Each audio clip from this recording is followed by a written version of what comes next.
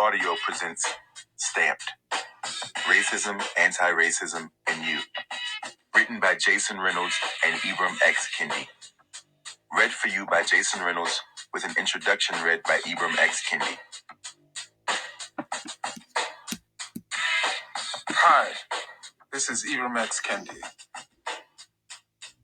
Introduction. To know the past is to know the present. To know the present is to know yourself. I write about the history of racism to understand racism today. I want to understand racism today to understand how it is affecting me today.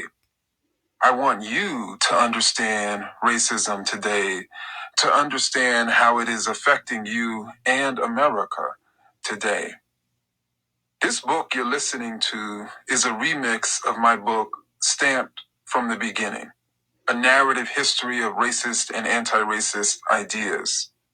A racist idea is any idea that suggests something is wrong or right, superior or inferior, better or worse about a racial group. An anti-racist idea is any idea that suggests that racial groups are equals. Racist and anti-racist ideas have lived in human minds for nearly 600 years. Born in Western Europe in the mid-1400s, racist ideas traveled to colonial America and have lived in the United States from its beginning. I chronicled their entire life in Stamped from the Beginning. The novelist Jason Reynolds adapted Stamped from the Beginning into this book for you. I wish I learned this history at your age, but there were no books telling the complete story of racist ideas. Some books told parts of the story. I hardly wanted to read them, though. Most were so boring, written in ways I could not relate to. But not Jason's books, not this book. Jason is one of the most gifted writers and thinkers of our time. I don't know of anyone who would have been better at connecting the past to the present for you. Jason is a great writer in the purest sense. A great writer snatches the human eye in the way that a thumping beat snatches the human ear, makes your head bob up and down. It is hard to stop when the beat is on. A great writer makes my head bob from side to side. It is hard to stop when the book is open. I don't think I'm a great writer like Jason, but I do think I'm a courageous writer. I wrote Stamped from the Beginning with my cell phone on, with my television on, with my anger on, with my joy on, always thinking on and on. I watched the televised and untelevised life of the shooting star of Black Lives Matter during America's stormiest nights. I watched the televised and untelevised killings of unarmed Black human beings at the hands of cops and wannabe cops. I somehow managed to write Stamped from the Beginning between the heartbreaking deaths of 17-year-old Trayvon Martin and 17-year-old Darnisha Harris, and 12-year-old Tamir Rice, and 16-year-old Kimani Gray, and 18-year-old Michael Brown. Heartbreaks that are a product of America's history of racist ideas, as much as a history of racist ideas is a product of these heartbreaks. Meaning, if not for racist ideas, George Zimmerman would not have thought the hooded Florida teen who liked LeBron James, hip-hop, and South Park had to be a robber. Zimmerman's racist ideas in 2012 transformed an easygoing Trayvon Martin walking home from a 7-Eleven holding watermelon juice and Skittles into a menace to society, holding danger. Racist ideas cause people to look at an innocent Black face and see a criminal. If not for racist ideas, Trayvon Martin would still be alive. His dreams of becoming a pilot would still be alive. Young Black males were 21 times more likely to be killed by police than their white counterparts between 2010 and 2012, according to federal statistics. The underrecorded, underanalyzed racial disparities between female victims of lethal police force may be even greater. Black people are 5 times more likely to be incarcerated than whites. I'm no math whiz, but if black people make up 13% of the US population, then black people should make up somewhere close to 13% of Americans killed by the police, and somewhere close to 13% of Americans sitting in prisons. But today, the United States remains nowhere close to racial equality. African Americans make up 40% of the incarcerated population. These are racial inequities, older than the life of the United States.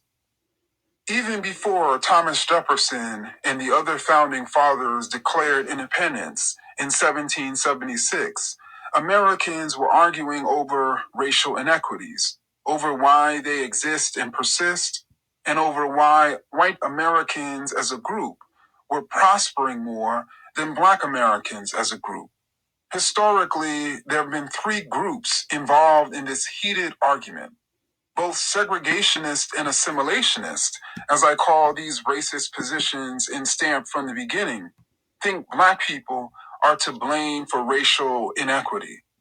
Both the segregationist and the assimilationist think there's something wrong with black people, and that's why black people are on the lower and dying end of racial inequity.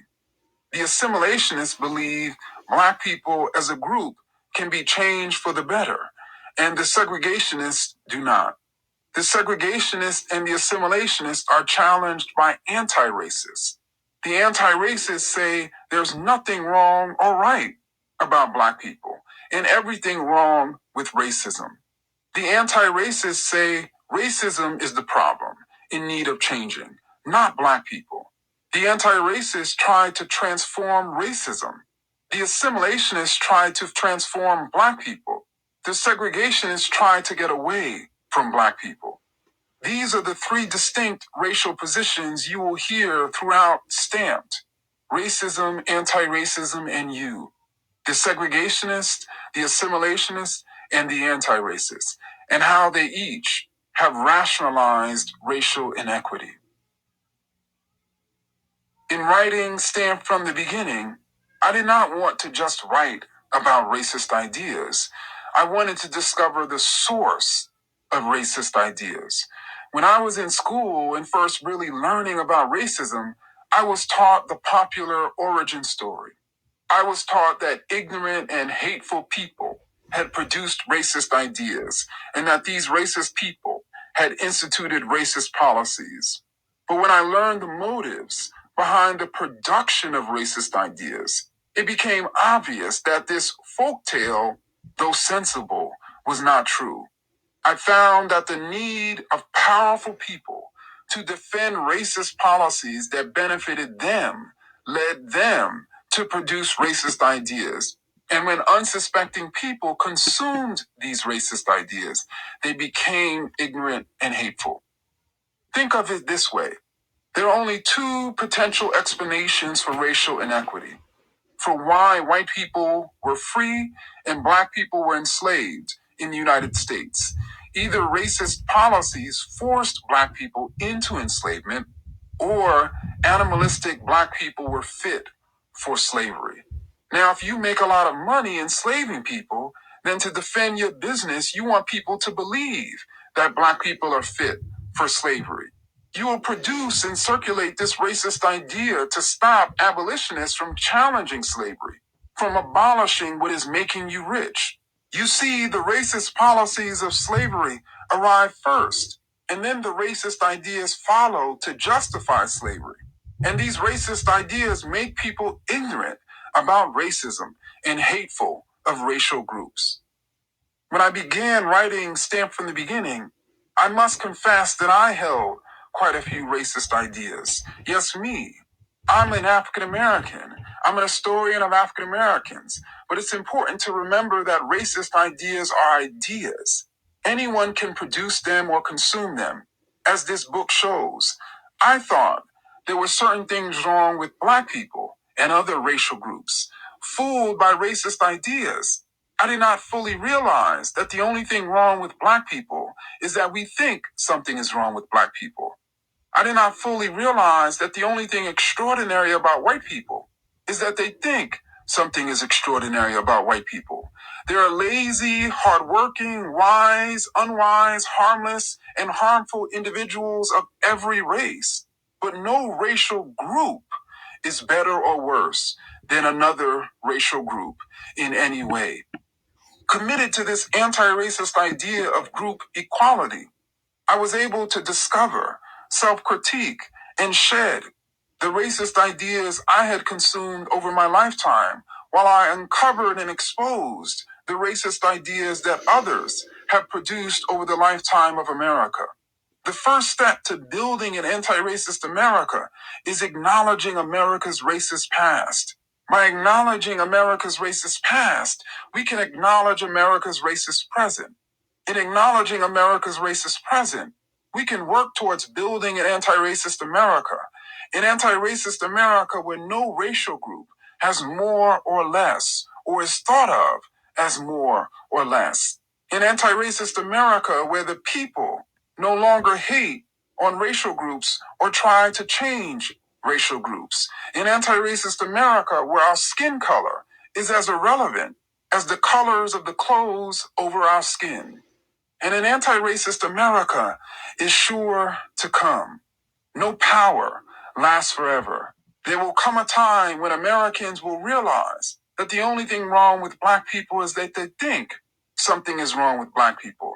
There will come a time when racist ideas will no longer obstruct us from seeing the complete and utter abnormality of racial disparities.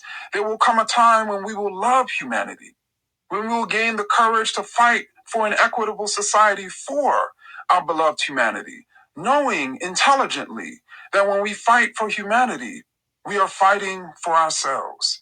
There will come a time, maybe, just maybe, that time is now.